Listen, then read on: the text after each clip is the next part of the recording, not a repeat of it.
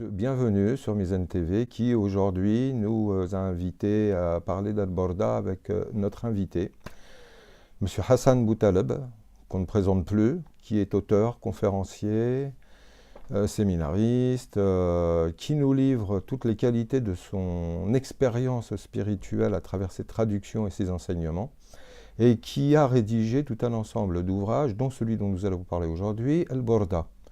Alors je vais le laisser nous présenter le Borda, son auteur, un livre tout à fait exceptionnel dans la sphère des œuvres littéraires de l'islam, qui est sous forme de poésie et dont l'auteur est l'imam al-Boussaïri. Peux-tu nous en parler un peu plus, et de l'auteur et du livre?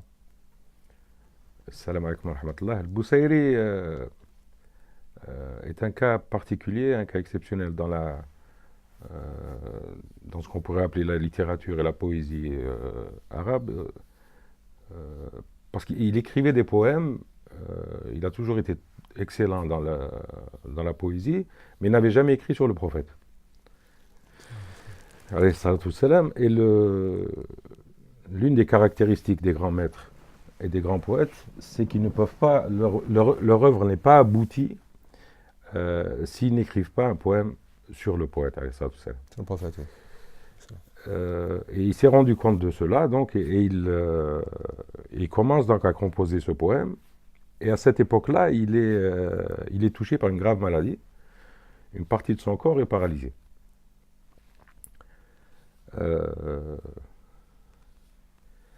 Et donc, il compose ce poème.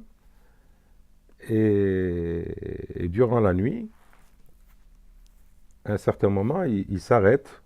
Au bout d'un certain nombre de vers, il s'arrête. Et là, il ne sait plus quoi dire.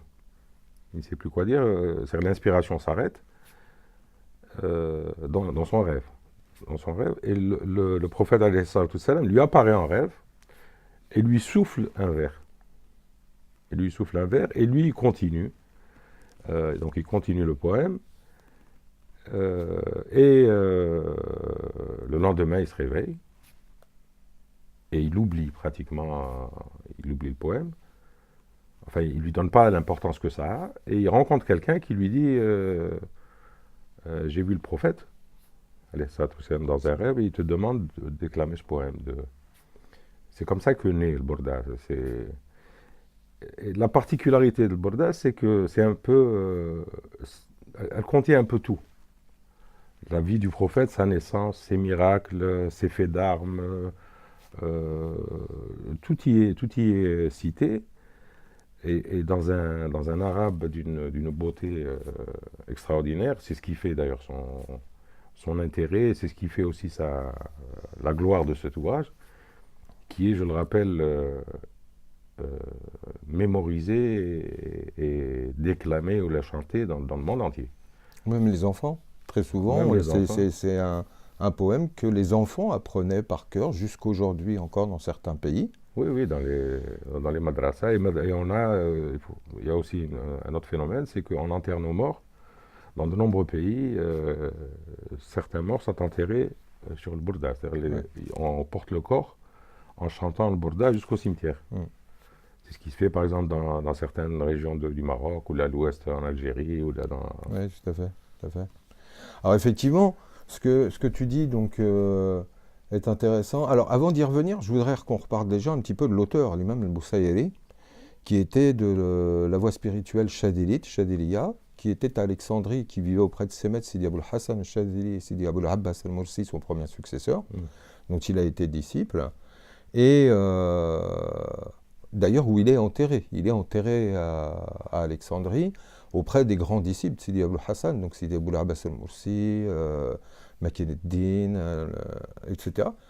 Et le Boussaïri a cette particularité finalement, qui est la particularité des voies soufis, en particularité chadilites. C'est ce rapport au prophète qui est très fort, et sur lequel je voudrais qu'on revienne après, qui est justement le fait de comprendre que la clé centrale pour aller à Allah en islam, c'est le prophète. Et donc, à travers ses écrits, il nous mène à la compréhension que le prophète n'est pas qu'un simple homme, n'est pas qu'un simple messager qui est venu, qui est reparti. c'est une réalité spirituelle qui est universelle et dont l'importance se retrouve, puisque dans la shahada, avec la ilaha illallah, on dit Muhammad Rasulullah. Et donc, quelque part, à travers son poème, il nous rappelle toute l'importance que le prophète prend dans une voie spirituelle. Dans le soufisme, comme tu le sais si bien, dans le soufisme, tout est centré et tout repose sur la figure du prophète. Alayhi salatu wassalam, c'est la clé. C'est la clé, c'est la porte. On ne peut pas accéder dans la tradition islamique, la pure tradition islamique, on ne peut pas accéder au divin sans passer par le prophète. Et donc, plus on se rapproche du prophète, donc en l'imitant, et plus on se rapproche de Dieu. On peut emprunter d'autres voies, comme dans les autres traditions qui passent par d'autres voies, pas des traditions musulmanes qui ont d'autres voies. Mais la perfection pour nous musulmans, en tant que croyants, la perfection du musulman n'est atteinte, ce qu'on appelle maqam al-ihsan, le plus haut degré de l'islam, qui, je rappelle, est composé de 3 degrés, l'islam, l'iman et l'ihsan. L'ihsan, c'est le plus haut degré, n'est atteint et n'est complété qu'en arrivant le plus près possible, et pour reprendre un terme spécifique au soufisme, qu'en s'éteignant dans la personne du prophète. Le fana fi rasulillah. Et donc c'est en ayant conscience que la seule voie, la grande voie, disons, la grande voie qui mène vers Dieu, passe inévitablement à travers lui, et c'est lui le voile. Pour nous musulmans, il est le voile, le hijab al-akbar. Ouais, hijab al-ardam nous dit Sidi Abd Salam ibn Mashish. Voilà, le hijab al-ardam. Donc il faut soulever ce voile pour pouvoir accéder, sinon on ne peut pas. Et c'est ce genre de poète comme Sidi al-Busayri, ou Ibn al-Fard dans la Ta'iyya, ou même l'auteur dont on parlera tout à l'heure, Qadi Iyad, Sidi al-Jazuli, dans les Dalaïl al-Khayrat. Tout le monde explique qu'on ne peut pas négliger ou penser arriver par une autre manière. C'est-à-dire la voie, le tariqa, le chemin qui mène vers Dieu, passe inévitablement et obligatoirement par la personne du prophète, qui est représenté par le cheikh. Le cheikh vivant, le cheikh qui donne l'initiation, est une personnification ou une image du prophète. Et donc on passe par lui, et lui, il passe par le prophète pour...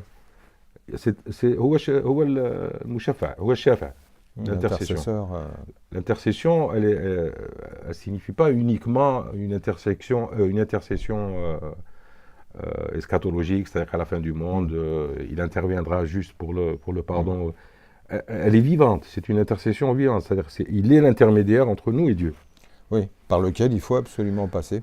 Voilà, tout à fait. Invoquer. Ce que Guénon expliquait sous forme du symbolisme de la conjugaison, par exemple, quand il dit en arabe, il y a le singulier, le duel et le pluriel. Et il dit quand on est dans le pluriel, on ne peut pas arriver à l'unité sans passer par le duel.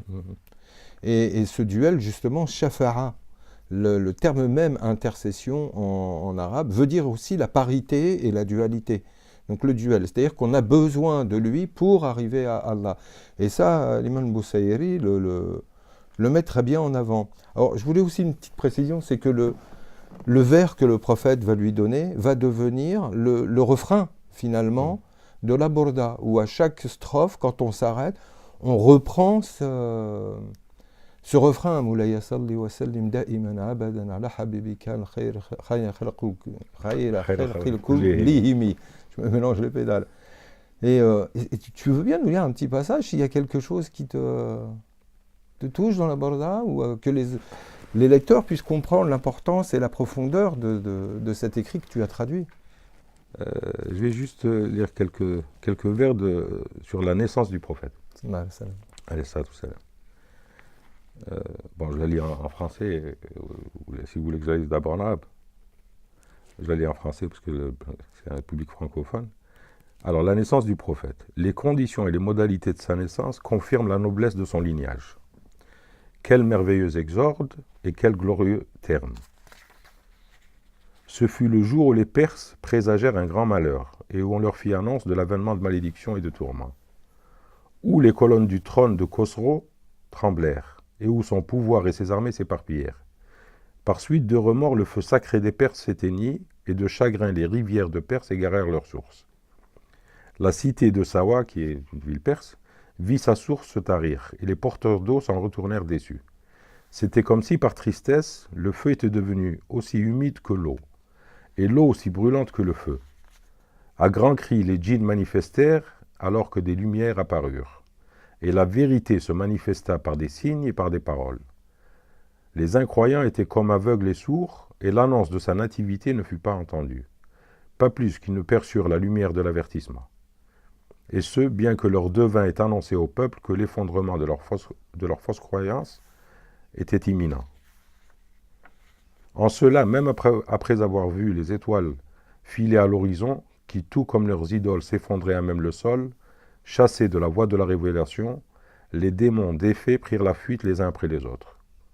Dans leur déroute, ils ressemblent aux braves guerriers d'Abraha, ou encore à cette armée contre laquelle le prophète lança de ses mains des cailloux. Alors, ce qui nous montre déjà, là, à travers ce passage, que le prophète, il est élu divinement, déjà même au moment de sa naissance. Au moment de sa naissance, il est déjà élu. Alors, le Borda, moi, tout de suite, et pour finir, pour conclure, c'est le rapport, parce que le Borda, c'est le manteau. Oui. Or, quand le prophète donne un manteau, il investit. Oui. Et quand il l'investit, ça me fait nécessairement penser à Ka'b ibn Zuhayr, compagnon, qui a rédigé également un poème sur le prophète, dont tu pourrais nous parler rapidement, puisque les deux s'appelaient le Borda. C'est-à-dire, non, celui de Ka'b ibn Zuhayr ne s'appelle pas le Borda. Celui de Ka'b ibn Zuhayr s'appelle Banat ou Sa'ad. Banat ou Sa'ad. Mais qu'on a appelé populairement le Borda. Parce que ce qui s'est passé après. Voilà. C'est-à-dire qu'il rentre donc, lui c'était un opposant de Sayyidina Mohammed alayhi salam. À l'époque, je rappelle qu'il y avait des joutes poétiques où chaque clan avait son poète. Et donc les poètes s'affrontaient et critiquaient, c'est-à-dire ils faisaient l'éloge de leur chef, ou de leurs braves, et offensaient les autres, leurs adversaires. Et l'une des cibles particulières de Ka'b ibn Zuhayr, c'était le prophète alayhi salam. Et c'était un très grand poète. C'est-à-dire il faisait vraiment mal, c'est-à-dire ses mots étaient terribles. Et un jour, il rentre donc dans la mosquée, et quand les compagnons le voient, quand ils le voient, ils veulent se lever pour l'arrêter, pour lui faire du mal, pour le frapper, pour ce qu'il a dit sur le prophète et tout ça. Le prophète les calme, il leur dit arrêtez-vous, laissez-le entrer. Donc il rentre et il déclame le poème Banat ou Sa'ad. Il se met à genoux devant le prophète et c'est une sorte de... Il demande pardon. Il demande pardon, donc il fait... il compose ce poème, il l'improvise. Il improvise ce poème. Et c'est à ce moment-là que le prophète prend son manteau, et lui remet le manteau en signe de remerciement et de protection. Mais comme tu l'as dit juste avant, dans le soufisme, dans la tradition, le manteau, c'est la transmission aussi de l'initiation. Oui, la khirqa. Voilà. Donc le khirqa, c'est un manteau. Oui, tout à fait. Donc quelque part, et Sidi el-Boussaïri s'est inspiré de cet épisode pour appeler son nom, pour donner le titre de Borda à son texte, parce que lui, il a été investi dans son sommeil, dans son rêve. Voilà, tout à fait. Dans le sommeil, il voit le prophète venir le recouvrir du manteau, et donc l'investir finalement dans cette mission. Merci beaucoup, c'est Hassan. Le Borda, un livre à lire et à relire, et je dirais même plus à apprendre, puisque très souvent dans les contrées de l'islam, il s'apprenait par cœur, au point où une étude sérieuse a été faite qui disait que la Borda était le poème le plus lu dans le monde. Ah oui. Car du Maroc à l'extrême occident jusqu'en Malaisie, Indonésie, c'est vraiment quelque chose qui est déclamé, et de surcroît qui transcende le cadre du soufisme confrérique et le reste, puisqu'il est dans toutes les voies. C'est culturel. Il est connu, et toutes les voies l'ont adopté, toutes les voies soufis se le sont appropriées et le récitent. Donc ça a vraiment transcendé tous les cadres comme le prophète transcende tous les maîtres et toutes les voies. C'est lui réellement le maître par excellence. Donc vraiment un livre duquel il faut s'inspirer, qu'il faut lire et relire. C'est vraiment un livre qui nous montre la personnalité profonde du prophète et pas simplement historique ou humaine. Et moi, je tiens vraiment à te remercier pour la qualité de la traduction que tu as fait, en permettant d'ailleurs dans cet ouvrage où il y a et l'arabe et le français, Oui. d'avoir une possibilité d'accès à la Borda de cette qualité. Merci beaucoup, Assi Hassan, c'est très gentil. Voilà, chers amis, au plaisir de vous retrouver sur Mizan TV et de reparler à nouveau avec notre ami Assi Hassan qui est là, d'autres sujets, d'autres travaux, il en a fait énormément et il nous enrichira des connaissances qu'il nous a transmises par livre. Merci beaucoup et à très bientôt. Salam alaikum.